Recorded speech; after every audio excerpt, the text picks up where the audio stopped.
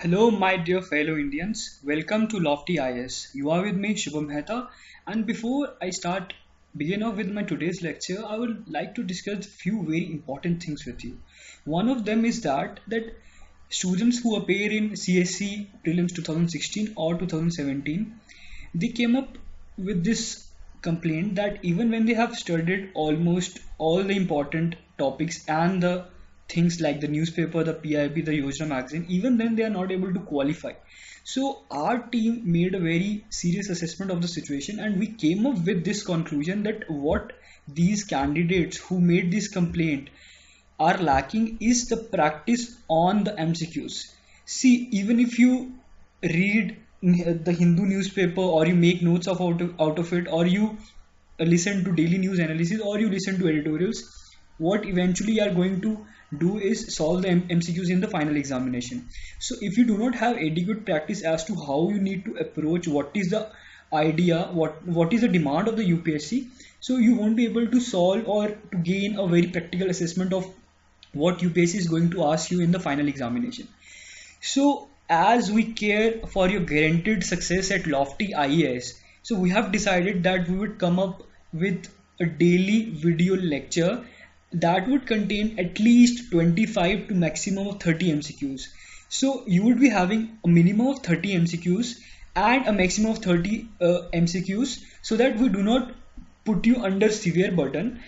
But at the same time, we would ask you that you daily come up to watch these videos and solve these MCQs along our side. So what we are going to do is, since for CSE 2018 news analysis and MCQs would be asked from the news that happened in May 2017 to the news that would take place till 15th May of 2018, let's say. So what we are going to do, we are going to present some 25 to 30 MCQs daily. You are supposed to watch it, solve the MCQs. We will tell you how to approach the question, what is the idea behind this particular MCQ that we have put up in the lecture, why we have taken this particular MCQ on and not other MCQs based on other news pieces. So and after we are done discussing with the new MCQs, what you are supposed to do is visit our Facebook page where we would put a consolidated PDF containing the day's lecture, and it would have all the MCQs present in a consolidated form. So you can go there, download the MCQs, and you can maintain your own archive so that and when you would download that PDF, you can make a yellow markings and you can mark important questions right there, so that at the final moment in the last month when you're supposed to revise all the things, you can do that in a single go. So this is our Facebook page, www.facebook.com/lofty.is.7. so this is very important for you to solve MCQs on a daily basis.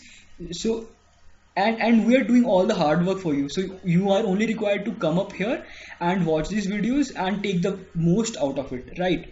But and also we have decided that at the end of every month, like for example, I have done discussion with the May month of 2017, we would come up with a consolidated PDF containing all the questions from all the sections like polity, economics, geography, art and culture, and we will put that in a consolidated PDF and present it to you for your help at the end of the month. But at the same time, we would suggest you, like for example, if we present a minimum of 25 MCQs, so it would be presented, let's say, for 30 days, so you would be having at least 750 MCQs for each month, and if you solve them at a single go, it would become very hectic and burdensome for you to solve them at one go. So we would suggest you daily come up here, listen to our videos, solve these MCQs along with us, along with all the other people who would be doing that, who would be listening to our videos, and then visit our Facebook page, download the PDF, and then you would be fully prepared for your civil services examination prelims of 2018. So we at Lofty IAS are ensuring guaranteed success for you at civil services examination 2018, and we promise that more than 60 questions would come up from this analysis. And also we are planning that since most of our analysis is going to be, or you can say MCQs are going to be based on the current affairs, on context to current affairs, so almost we would be having a lot of questions in prelims 2018 directly coming from them, but there would still be a lot of questions that you need to practice otherwise. For example, even if you take up most of the questions from on polity from the current situations, you would still have some portions to cover in Lakshmikant, so that you have a holistic approach and preparation, right? So what we are planning to do is, we are still deliberating on that, and we are planning that at the end of this month, or latest by first week of September, we would come up with a test series that would give you the complete preparation for civil services examination prelims 2018, because you are here doing at least 25 to 30 MCQs daily. Along with that, you are doing test series. Then you would have nothing else left for you to be asked in the final examination. So let's begin off with our today's lecture. So today I'll be taking MCQs, as I've told you very at the very outset, and that those MCQs would be based on the news analysis that we have done from the Hindu newspaper, from the PIB, and from the Yojana magazine, and that would be from May month 2017. This is part 1, because in today's lecture I'm going to present you polity. So let's move ahead, and I would tell you like in next 5-10 seconds how our plan layout is going to be, and let's now start off with our preparation for 2018. So before we start off our preparation, we must know what is the syllabus for prelims. What is the syllabus that has been prescribed by UPSC for prelims? So the first thing is that we need to read the current events of national and international importance. Second, we need to read history of India and Indian national movement as well. Then we need to read geography, then polity, then there comes economic and social development, then we have environment ecology. So it happens that most of the people would focus on certain areas, neglecting others, and they would suffer at the end. So what we are trying to ensure is that we would cover each topic in a separate video for that particular month, and at the same time our test series would consist of all the remaining static or dynamic questions that can be thought of. So you have a holistic preparation for your 2018 prelims, because at the end what we need is your guaranteed success, right? And the final thing is science. So these days we see that questions on general science are not coming up. Instead, questions on science and technology are rather more appearing in the final exam, in the prelims examination. So but still we would give you the complete preparation of general science in a test series, and here we would focus more on the current aspects of science and technology, right? So this is our plan layout, how we are going to proceed in the coming days. So for every month, for example, today I have taken May month of 2017. So today I would be presenting you questions. I have prepared some 25 questions today based on polity. So all the news that was there for the May month and the polity section of it has been covered by me today, so that after you have read that, you have a very holistic, you can come up here, solve the MCQs, and you would be completely prepared for that particular month. So tomorrow I'm going to take up, because polity is not completed if we have not read the government policies, their schemes, acts, and various reports that come up on the work done by the government and their assessment, and various other interventions, like they come up with certain projects or other certain things. This would be covered by me in tomorrow's lecture. And why I'm telling you how I'm going to proceed it, so that you can have an idea and you can read the magazine of a particular month, for example May, before coming to watch this lecture, so that you could also have an idea of what questions could be asked and what are we going to discuss for that particular day. So after that we'll discuss economics on third day, then environment ecology and science technology. These all topics would be covered in a chronological fashion for the month of May in the coming 9 days, and then after that we'll pick up the analysis, the MCQs for June month, and so on we would proceed.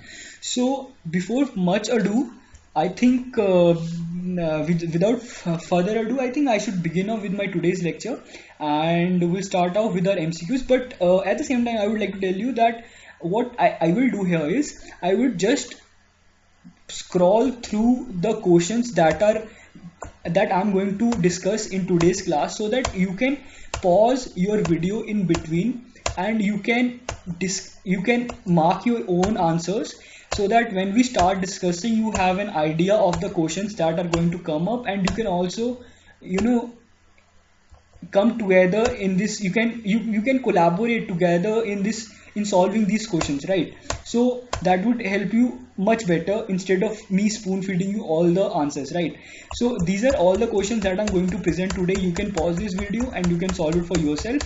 I will definitely solve these questions. I will tell you why I have to pick this question, what is the relevance, why you should look at this question from that particular perspective, and in the end, what you can do, you can go to our Facebook page, which is given here also, and you can simply download the consolidated PDF and keep it archived with you. So let's start off with our first question. The first question is with respect to Lokpal and Lokayukt Act 2013. So see, what happened recently was that Supreme Court had said that why you are delaying the constitution of Lokpal, and the government was telling the Supreme Court that since there is no leader of opposition in the Lok Sabha, that's why we cannot select the Lokpal, because the selection of Lokpal consists of the selection committee of Lokpal would also consist of leader of opposition in the Lok Sabha, right? So they are saying we cannot do that. So based on this news, I have framed this particular question, right? So now what actually we need to do is, see, the most important thing while you read any news article is that you don't focus only on the news. You need to go in the background of what is being discussed. For example, here Lokpal and Lokayukt Act is being discussed, so I've framed many questions based on that act. Then after that, when we will go to the second question, you will see that I'm going to try it. I'm trying to go to the background of that particular news that has come up, because you would see that in prelims 2017 there was a question on Quality Council of India. Now you see that Quality Council of India is responsible for preparing the Swachhta Sarvekshan report. Definitely this report and its ranking were there in the news, but nobody had, perhaps many of us would not have read extensively about Quality Council of India. But what UPSC actually asked in the final prelims 2017 was about the Quality Council of India, right? They did not ask anything about Swachhta Sarvekshan report and anything about the ranking. They asked about the Quality Council of India, which was responsible for conducting that assessment. So you need to go into the back. So what I'm trying to tell you is that you need to go to the background of that particular news piece that is being discussed. You need to take care of all the organizations that are mentioned there, all the bodies, all the important positions that come up in that particular news, and then go accordingly. So the first question is with respect to the Lokpal and Lokayukta Act 2013. Consider the following. Now the first statement is Lokpal is constituted for states. Note this very carefully, that Lokpal is constituted for states, whereas Lokayukta is for center. Okay, so now we start thinking that Lokayukta is actually for states and not for center. So this statement becomes wrong in that way. Okay, so now what we will do, we'll try to eliminate all those statements which contain first option. So we eliminate this B option and this C option, right? Now we'll come up to the second statement, that PM is under the ambit of its jurisdiction. So when you would read this particular act, you would know that PM is actually under the ambit of this particular act. Then judiciary is totally excluded from its purview. You would note that actually this is a very contentious point in this act, and it is one of the criticism for this act that judiciary is excluded from its purview, right? So this is also true. Then next statement is, so you need to look into all those options which contain second and third. Now A and D both have second and third. Now we look into the fourth statement. Now Lokpal consists of a chairperson and a maximum of 10 members. When you would read the act, you would know that there are not 10 members, but actually 8 members that are there in the Lokpal. Okay, Lokpal would consist of actually a chairperson and a maximum of 8 members. So what is the right answer for us? That is 2, 3 and 4. So this becomes the right option for us. Now let's go to the second question. The second question is, consider the following statements. Now Why? Okay, let's read the first statement. Leader of opposition in Rajya Sabha is a member of selection committee of Lokpal. Again, this question has been formed to know more about the leader of opposition and Lok Sabha, right? So, what is the first statement? Leader of opposition in Rajya Sabha is a member of selection committee of Lokpal. So, no, that is wrong, because when you read the act, you would know that leader of opposition in Lok Sabha only is the member of selection committee for Lokpal. Along with that, there are other members as well, but definitely Rajya Sabha's leader of opposition is not the member of the selection committee. Now, the second statement is, uh, so you would remove all those options which contain one. So we remove this one, right? Now we come to second statement. Second statement is leader of opposition enjoys cabinet rank through an act of parliament. So this is a very true statement, because there was an act of parliament that was passed and it gave cabinet rank through to the leader of opposition in Lok Sabha. So it actually is leader of opposition in Lok Sabha. You can mention that in Lok Sabha, right? Leader of opposition in Lok Sabha. Now, so we'll go to the option and see which all contain second. Second is there in the A and in D also. So we still have, so if this is right, so this C also gets eliminated. Now we'll come to the third statement. Third statement is largest party other than the ruling side must have 1/10 strength of Lok Sabha to be recognized as an opposition party. This was also mentioned in the Act of Parliament that gave cabinet rank to the leader of opposition of Lok Sabha. So this is also true. Right, you must take care of this particular fact that 1/10 strength in the Lok Sabha is required for any largest party other than the ruling party. And as of now, there is no party in the present Lok Sabha. There is no party which has even 1/10 strength of the Lok Sabha to be recognized as the opposition party. So therefore, we do not have any leader of opposition in the Lok Sabha in the present uh, government, in the present Lok Sabha, you can say. Now, third statement becomes true. So A and D has third statement. So now we will go for fourth. Lok Sabha can have a maximum 545 members. So you must realize that this is the maximum number that is fixed, but maximum number of seats that there can be in Lok Sabha is 552 according to our constitution. Right, so this is not 545 is not the maximum number. Maximum number is 552. So which all statement becomes right? Therefore, second and third are the only correct statements. So second and third are the correct. So A becomes our option. This news piece was also based on this Lokpal and Lokayukta Act. So you need to go into the background. Here I have picked up leader of opposition. I have picked up. I have talked about Lok Sabha. Right, I have talked here about Lok Sabha. So you need to take care of these things when you are reading a particular news piece. Now we'll go to the third question. This national development agenda. Now consider the following with respect to national development agenda. This national development agenda was released recently by the Niti Aayog. So it actually spoke of the vision plan, the strategy and the short-term action plan. So what it actually had was, so let's read the options and try to find the correct answer. So with respect to national development agenda, first statement is it constitutes 15 years vision, 7 years strategy and 3-year action plan. This is very much correct. So you need to remember that the action plan is a short-term action plan that is for 3 years. The strategy is for 7 years, where we will do the analysis of how we are going towards the vision. Are we able to will we be able to realize our vision, or do we need to make certain tweakings here to align it with our vision? Then we would have a 15-year vision plan. This is going to be the most fundamental framework on which our government is going to work. Then we will have 7-year strategy and 3-year action plan as short-term action goals, right?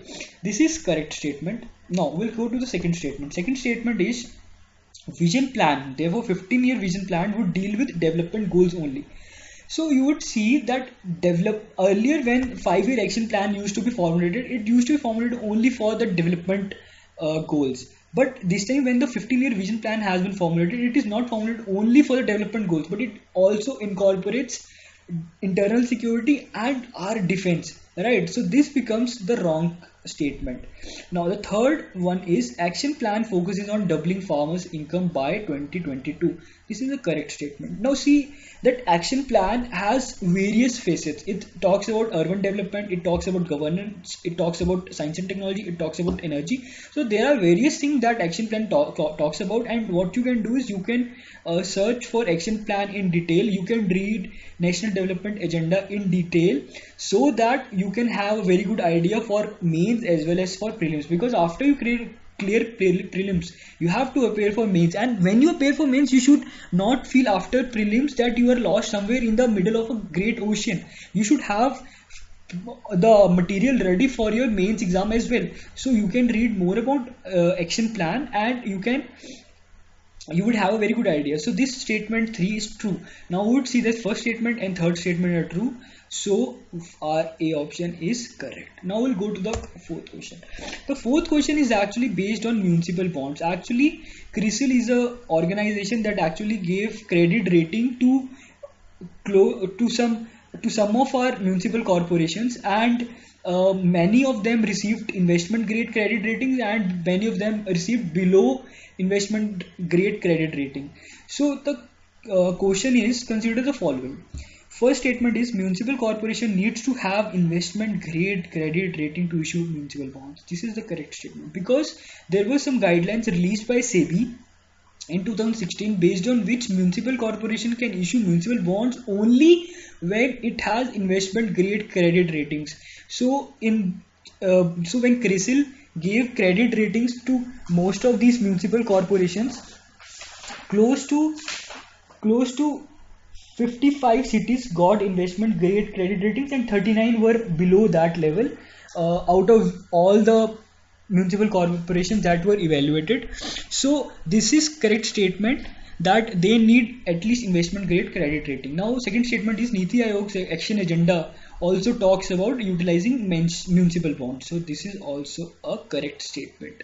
So which all become, because when you therefore that's why I'm telling you to go and read action agenda in complete detail, so that you can have a holistic idea of what all this action agenda talks about. So this is also a correct statement, so the answer becomes C. Now we'll go to the fifth question. Fifth question is with regard, actually why I have framed this question is because there were prevention of cruelty to animal, prevention of livestock market rules, right? So these rules were released very recently in 2017, and based on this there is also a case that is going on in Supreme Court, and the Supreme Court is deliberating on the issue, right? So this is a very contentious issue that slaughtering of cattle has been banned for, and therefore it is very likely that the question be asked on based on these particular rules, right? So our question is, consider the following statement. Prevention of Cruelty to Animal Act 1960 allows slaughter of cattle for food or religious sacrifices. So you see, here I'm not talking about the rules, I'm talking about the act, right? So it allows slaughter of cattle for food or religious sacrifice. That is very true. Second point is Article 48 talks about prohibition of slaughter of cattle. So when you would read, Article 48 comes in DPSPs. So there was a big debate going on in a Constituent Assembly whether it should be brought under fundamental rights, but eventually a compromise was made and this was included under Article 48. So Article 48 speaks about preserving and prohibiting the slaughter of cattle. So this is also a correct statement. Now the third statement is here we need to know that it refers to Prevention of Cruelty to Animal Act. This extends to whole of India except J&K. So when you read a brief synopsis about this particular act, you would realize that this is also a true statement. Now the final statement is Animal Welfare Board of India established under the act. This functions under Ministry of Culture. So when you would read about this particular organization, you would know that this organization does not work under Ministry of Culture. This actually works under Ministry of Environment, Forest and Climate Change. So here it needs to be Ministry of Environment, Forest and Climate Change. So this is a wrong statement. So what becomes correct is 1, 2 and 3. Therefore answer A is correct. Now we'll go to the sixth question. Sixth question is regarding the rules that have been released, right?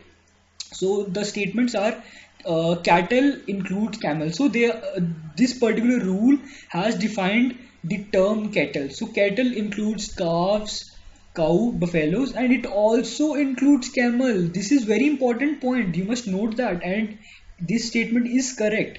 Now the second statement is ban on sale of cattle for slaughter. This is also true. This is the only contention because of which the case has been filed in Supreme Court, because Supreme Court says that Prevention of Cruelty to Animal Act 1960 allows slaughter of cattle for food or religious sacrifices. So why? How come you ban the sale of cattle for slaughter altogether? So this is the sticking point, and it is being deliberated in Supreme Court. Now third statement is no market within 50 km from international border and 25 km from state border can be set up. So this is also a true statement with respect to these rules.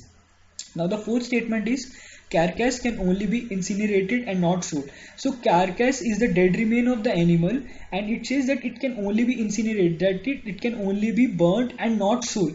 So when you would see that earlier the sale of carcass was allowed, but under these rules it was banned.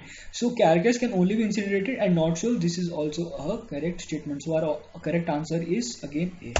Now we'll go to the seventh question. Seventh question says, with respect to judiciary, consider the following. So the first statement is Article 142 allows judiciary to issue decrees for doing complete justice. So when you would see that judiciary goes for judicial activism, how does it do that? It actually does that because there is Article 142 which says that judiciary can issue orders, decrees in order to ensure complete justice and to make complete justice for that particular case that has come up, right? And the second statement, so this becomes correct statement, right? 142 article actually talks about issuing decrees by the judiciary to ensure complete justice. Now statement 2 is that order for prohibition of sale of liquor on highways was made vis-a-vis article 142. So as I've already told you also that article 142 gives judiciary a little freedom to make to go for judicial activism. So that's why order of prohibition of sale of liquor on highways, which was made recently and was very debatable issue, that was made under article 142 only. So which all statements become correct, both, right? Now let's go to question 8. Question 8 is a high court judge can be removed by. Why I have taken this particular question?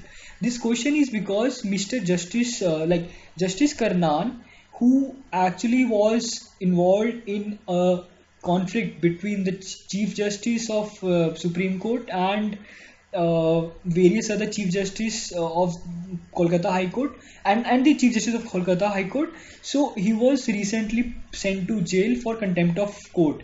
Now when such a particular thing happens, there is only one way under which a High Court judge can be removed, and though it is a lengthy process, but there is certain way. So what is that way?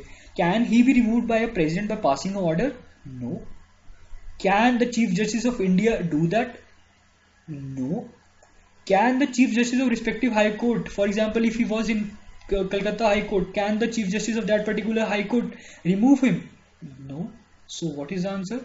He can only be removed by 2/3 votes cast for his removal in each chamber of parliament. That is, if both the houses of parliament votes 2/3 in favor of removing a particular judge, then only he can be removed, right? He or she can be removed. This is only the particular way by which a judge can be removed. Now let's check question 9. E-Sanad is a scheme that has recently been launched by the government. Actually, this scheme is launched by the government, and the question is launched by which all ministries, right? So we need to see. So we need to see which all ministries are responsible for this particular scheme. So when you would analyze this question, you would realize that E-Sanad scheme is meant for online verification of the documents to ensure paperless document attestation to applicants, whether in India as well as abroad. to reduce their visit from abroad and to save their money, government has come up with this e-Sanat scheme, and this has been launched by Ministry of Environment, in Ministry of External Affairs, Ministry of HRD, and Ministry of Electronics and Information Technology. Why these three ministries had to be involved? Because the documents, for example, your 10th mark sheet, your 12th mark sheet, all these important documents are issued by Ministry of HRD, right? And online document verification can be allowed by Ministry of Electronics and Information Technology. And finally, Ministry of External Affairs has to see whether a person actually qualifies for his online application approval or not. So therefore these three ministries had to involve for this particular scheme that was launched recently. Now let's go to next question. Question 10 is, Samavesh meeting was held recently. Now Samavesh meeting was held. So generally you would see that UPSC is asking with respect to current affairs, with respect to the news, Samavesh meeting was held between. So UPSC can ask you question. You can pick up question paper for civil service examination prelims of 2016, and you would see that prelims 2016 has many such questions. Even in 2017 there were certain terms that were mentioned, and based on those terms questions were asked, right? There was question on digital single market, and tell us which it is with respect to which organization. UPSC had asked this question in 2017 prelims, right? So Samavesh meeting was held between Niti Aayog and Policy Research Organization. We'll see ambassadors of India and Sri Lanka, states and central government, PM and state chief secretary. So PM and state chief secretary hold discussion based on Pragati model. States and central government, it was not basically for states and central government. Niti Aayog facilitates that. Then ambassador of India and Sri Lanka, it was not for that. It was mainly held between Niti Aayog and 32 policy research organizations. So this is the actual answer. Now question 11th is again with respect to Niti Aayog, because I have mentioned here that this particular meeting had held between Niti Aayog and other 32 policy research organizations, right? So actually this was in regard why this particular question have been framed, and why this particular meeting was held, because the PM's vision of New India by 2022 was to be discussed in this particular meeting that was held, right? Now what is question 11? Question 11 is with respect to Niti Aayog. Consider the following. Now when you read about Niti Aayog, this is a very important organization. This is the apex think tank of India. So you need to read about it holistically. Even if you have not read about it holistically, you can go home, read about it completely, and you would be very well helped if you have done a good research, or you can say good reading of this particular organization, right? Now the first statement is, Team India Hub manages engagement of states with central government. This is one of the two hubs that works under Niti Aayog. Niti Aayog functions constitutes of Team India Hub and the Knowledge and Innovation Hub. So the first statement says that Team India Hub manages engagement of states with central government. So when you would read about it, you would find that this statement is correct, that actually this is the one that helps facilitates engagement of states with the central government. Then the second statement is, Knowledge and Innovation Hub builds its capacities.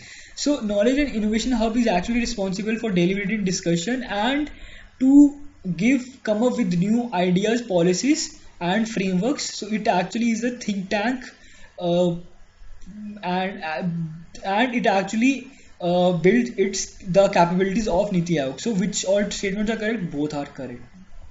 Both are correct. Now let's go to question number 12. The question says, the final responsibility of the devolution of finances to the states rests with. Now this is again with respect to Niti Aayog. I wanted to make sure that you are well prepared with respect to Niti Aayog, because it is a very important organization of India, right? It is an apex think tank of India. All the important policies, decisions are taken these days by consulting the Niti Aayog, right? So I need to tell you more about these things. So that's why I've taken this particular question. Now the final responsibility of the devolution of finances to states rests with. The options are Niti Aayog, because earlier the planning commission was responsible for deciding and then finally allocating the amount of money that needs to be done for a particular financial year to the respective states. Earlier Planning Commission was doing that, but after Planning Commission was replaced by Niti Aayog was not given this particular responsibility. So this particular responsibility is left with now Ministry of Finance, not even PMO, not even Cabinet Secretariat. It rests with Ministry of Finance. And remember, earlier if it was with Planning Commission, this time it is not with Niti Aayog, it is with Ministry of Finance. Now let's go to question 13. Question 13 is with respect to crime and criminal tracking network and system. So basically what recently had happened, that Ministry of Home Affairs had told every state that you need to integrate CCTNS with the e-prison system and the e-courts to facilitate prisoners interaction with the court, right? So that they can appear as evidence or whatever is required of them, that can be done through that integration. So this question is, consider the following statements. Now the first is CCTNS will connect all the police stations across the country. So this is the actual purpose and the objective of this particular project. Now second is Ministry of Defense overlooks its implementation. So what you would see, when it has to connect all the police stations across the country, so internal security rests, the responsibility of maintaining internal security rests with Ministry of Home Affairs and not with Ministry of Defense. So only first statement is correct and second one is not correct. So answer becomes A. Now let's go to question 14. Consider the following with respect to no-fly list. Now no-fly list was recently, the idea to maintain this was recently passed by the Ministry of Civil Aviation, and with respect to this there have been certain rules that have been come up. The first is there will be the 3 levels of barring. So it is correct that there is going to be a 3 levels of barring in case of no-fly list. Okay, and these 3 levels are basically, the first level would have 3 months of bar, second would have 6 months of bar, and the third one would have 2 years or more, and this will all depend on the level of misbehavior, right? Now and if I would tell you that if a person is caught for verbal harassment and physical gesture, he will fall in the first lot. Anyone who would be held for sexual harassment, he would fall in second. And if a person resorts to life-threatening behavior including damage to aircraft, he would fall into third bracket. So these are the 3 levels of barring that have been introduced in new no-fly rules. Now the Director General of Civil Aviation is the nodal agency for these particular rules. So this is also true.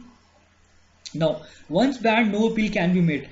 For example, if a person is put into this list, can he make an appeal to any appellate body or to High Court? So the statement says once banned, no appeal can be made. This is wrong, because once banned he can make an appeal to appellate committee and after that to High Court. So appeal can be made, but passengers who are recommended to be banned by security agencies, they cannot appeal. This is very important. I have tried to include all the important things. So you see 1, 2 and 4 are correct, so option becomes 4. Now we come to 15.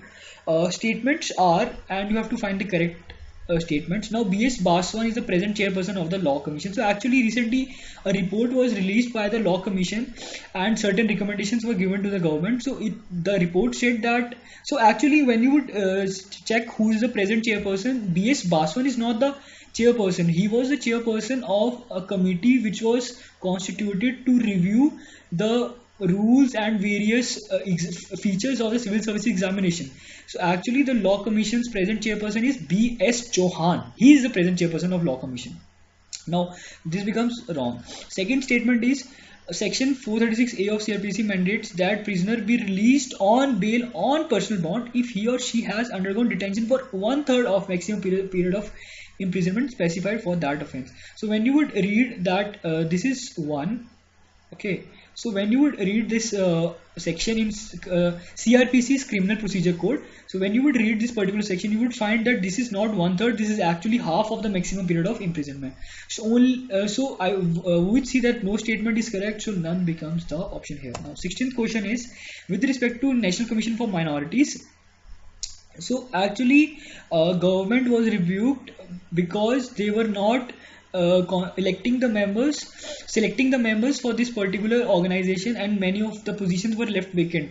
So they had received a rebuke. So actually with respect to this particular organization, what are the correct statements? Now, it is a constitutional body. This is not a constitutional body. This is actually a statutory body because it was constituted under National Commission for Minorities Act, and it is not a constitutional body.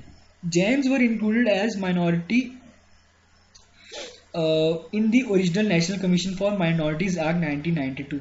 So you would see that only five communities were there in the original National Commission for Minorities. Those were Muslims, Christians, Sikhs, Parsis, and Buddhists. Jains were not there in that list, and only in 2014 were they added to this list, right? So you would see there's these this statement is also wrong, so none becomes our option. 17th question is Chakmas and Hajong are the refugee groups of which country? So actually you would see that they were in news because Indian government is deciding with taking in consultation the Arunachal Pradesh government to either give citizenship to these people or not. And you have, that is why I have picked up this question, that they belong to which country, they have been a refugee from which country. So you would see that they had come from Bangladesh when a dam was to be constructed in Chittagong, which is there in Bangladesh, and they had come to India via Mizoram, which was in that day in Mizoram was part of Assam. They had come by via Assam to Arunachal Pradesh, and they are mostly inhabited in Arunachal Pradesh these days. So the answer is 1, Bangladesh. Question 18 is National Commission for Backward Classes. So actually this particular body was given the constitutional status very recently, and therefore this particular question holds importance, that since National Commission for Backward Classes was constituted under an act of 1993, but recently, very recently, under 123rd Constitutional Amendment Bill 2017, it was given constitutional status, and now it is proposed that this would be placed under the Constitution under Article 338B. Article 338 refers to National Commission for Scheduled Castes. This refers to National Commission for Scheduled Tribes, and this talks about constituting a body for the welfare of backward classes. But under the act that has been passed under 123rd Amendment Bill, they are going to be constituted under a constitutional body under Article 338B, right? So answer 3 is our correct option. The answer, question 19 is Sharada Prasad Committee was constituted to.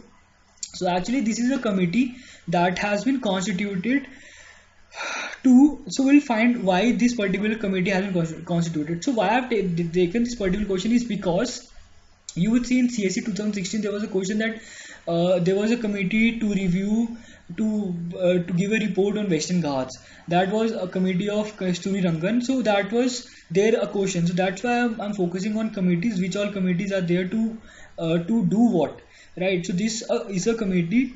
So analyze the condition of Western Ghats, no, because Kasturi Rangan was there to do this work. Then to review, rationalize and optimize the functioning of Sector Skill Council, we'll see. Review the status of women in India. Many of the time governments form certain committees to review their status, but this is not the answer. So we'll see that the answer is review, rationalize and optimize the functioning of Sector Skill Council.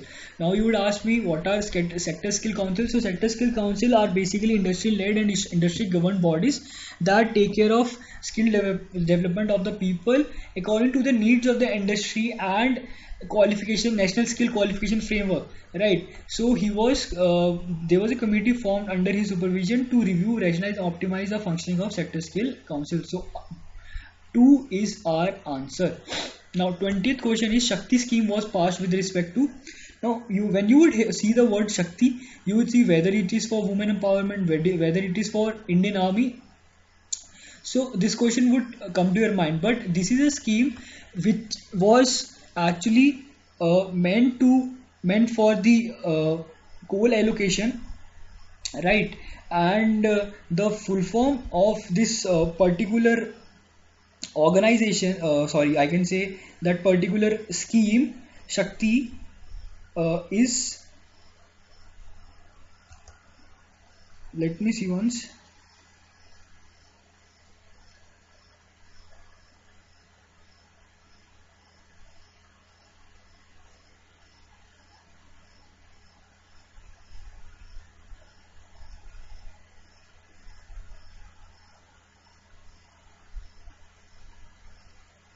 So this particular Shakti scheme is actually is called Scheme for Harnessing and Allocating Coal Transparently in India. So the benefits of this particular scheme is to to make possible cheaper and affordable power for all, and its benefit would be that coal would be available to all power plants in India in a transparent and objective manner. So this is why Shakti scheme was launched, and it was mainly for coal allocation. Right now, next question is Samadhan scheme was passed with respect to. Samadhan is a scheme that was passed by recently released by Ministry of Home Affairs. So in order to bring normalcy in some violence affected areas. So Samadhan actually refers to a smart leadership, aggressive strategy, motivation and training, actionable intelligence, dashboard based KPIs. KPIs are key performance indicators.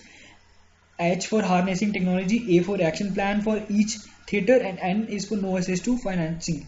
So this is a scheme that is launched with respect to left-wing extremism states. Now consider the following with respect to Lotus HR project. What is Lotus HR project? Lotus refers to local treatment of urban sewage streams for healthy reuse, right? And it now we'll read these two statements. It aims at wastewater management approach. This is correct, and it was signed between India and Netherlands. This is also correct. So both becomes the correct option. Now 23rd is bicycle patrols are started by police force of. So these bicycle patrols were actually a green initiative, and that were to reach out in the congested lanes and bylanes and for patrolling the parks. Right. So this was started by the police force of Delhi. Now question 24 is with respect to startups. So actually the definition of startups has been amended by the government, and read the first statement. An entity shall be considered a startup until 7 years from the date of registration. So earlier the date of registration, the entity would be considered a startup until 5 years, and if they are considered startups, they are given various exemptions like exemption from paying income tax, and they are given the option for self-certification of labor laws, environmental laws. So now they have changed it from 5 to 7 years. Now this is a correct statement. For biotechnology sector it is 10 years. This is also correct statement, so both become the answer. Now with respect to EVIN is actually you can say electronic vaccine intelligence network initiative. Now with respect to this, delegation of 5 countries had visited our nation, and it is a very important scheme. It has also won medals in international sphere. So with respect to this particular initiative, consider the statements. It is implemented by Ministry of Women and Child Development. So actually this is wrong, because it is implemented by Ministry of Health Affairs. It digitizes vaccine stocks and monitors temperature of cold chain through a smartphone application. So this is correct. So answer is B only. So you would see in today's lecture we have picked up some 25 MCQs, and we have done a holistic analysis from the perspective of polity that was there in the newspapers, PIB, and the Yojana magazine for the month of May.